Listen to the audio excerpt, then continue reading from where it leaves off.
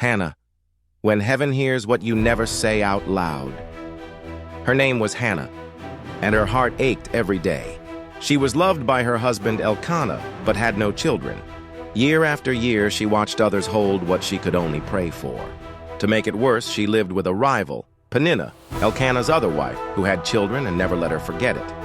Every insult, every reminder, every look that said, "God has forgotten you," it tore Hannah apart. Each year, they traveled to the temple at Shiloh to worship, but even sacred spaces couldn't hide her sorrow. She didn't eat, she didn't speak. Her pain went deeper than words. Pike, one day, she entered the temple alone. And there, with nothing left, Hannah prayed. Not loud, not performative, just her lips moving. No one else heard, but God did. She whispered the cry of her soul, "Lord Almighty, if you will look on my misery, if you will remember me and give me a son, I will give him back to you for all the days of his life." The priest Eli saw her.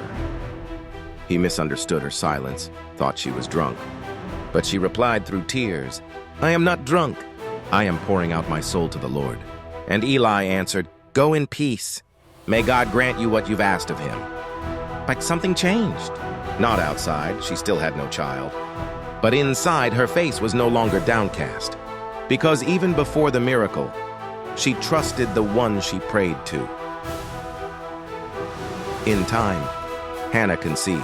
She bore a son, Samuel, and when he was old enough, she fulfilled her promise, bringing him to the temple and saying, "For this child I prayed, and the Lord granted me what I asked, so now I give him to the Lord."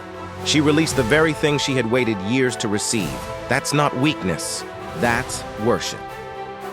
This story teaches us, not all prayers are loud. Some of the most powerful are silent. God hears what others overlook. Faith doesn't always begin with answers, but with surrender. Hannah didn't manipulate. She didn't defend herself.